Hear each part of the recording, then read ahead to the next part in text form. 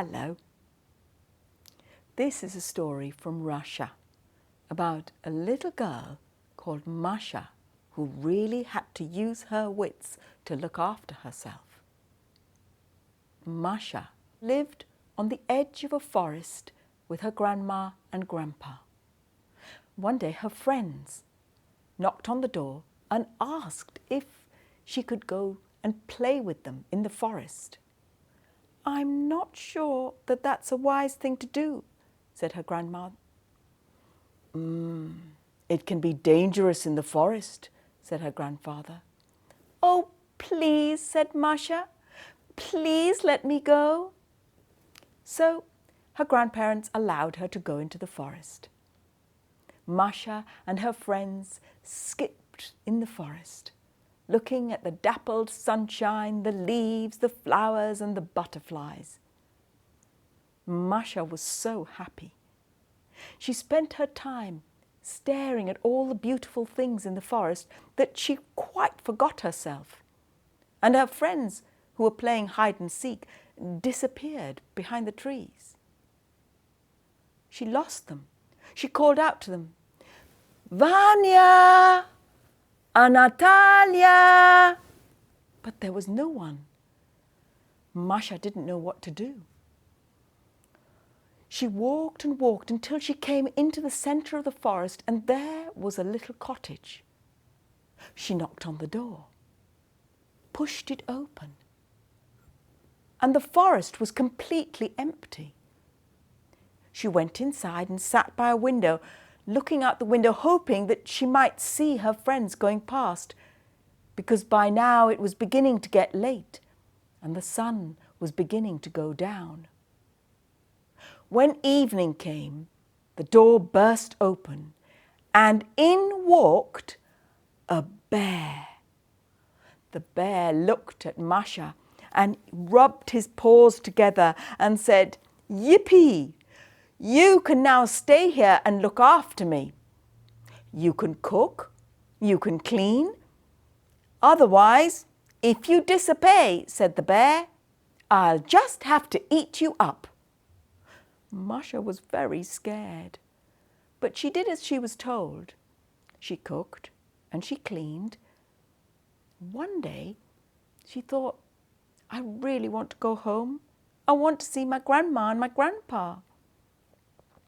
So she had an idea. She said to the bear, "Bear, you're such a kind person.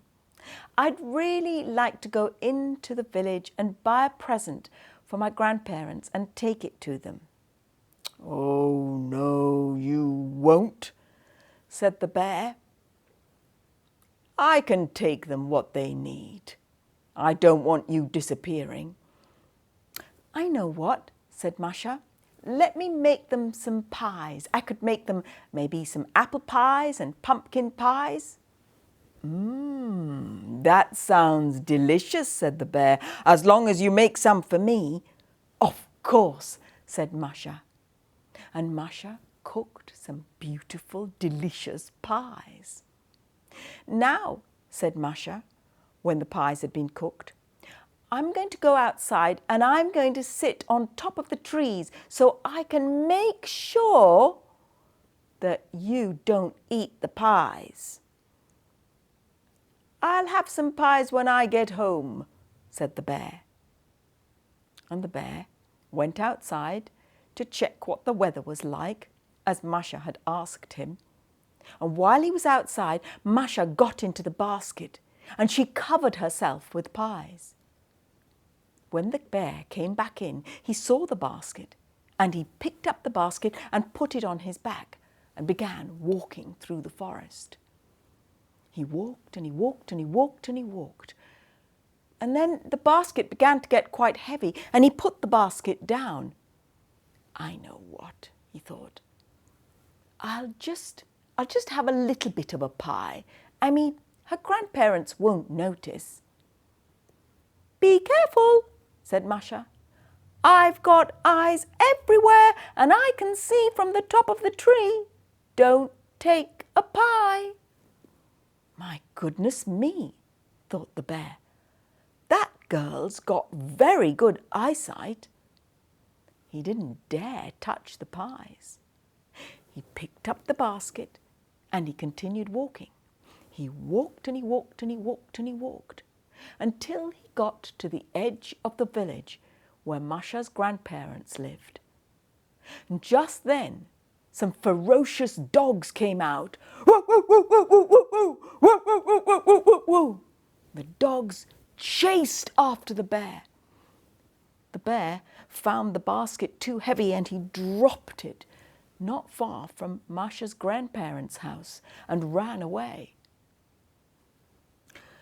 Masha's grandparents went outside. They looked at the basket, lifted it open, and inside, what did they find but little Masha? "I've come home," said little Masha. "You're a clever girl, and we're so pleased to have you back." "And you certainly are clever," said her grandfather. "You've used your wit to get out of any situation." "Now," said Masha, "you can always trust me because I'll use my cleverness to get out of any situation." "How would you use your cleverness to get out of any situation?" "I know what I'd do. I'd try and think just like little Masha." Hope you enjoyed the story. Goodbye.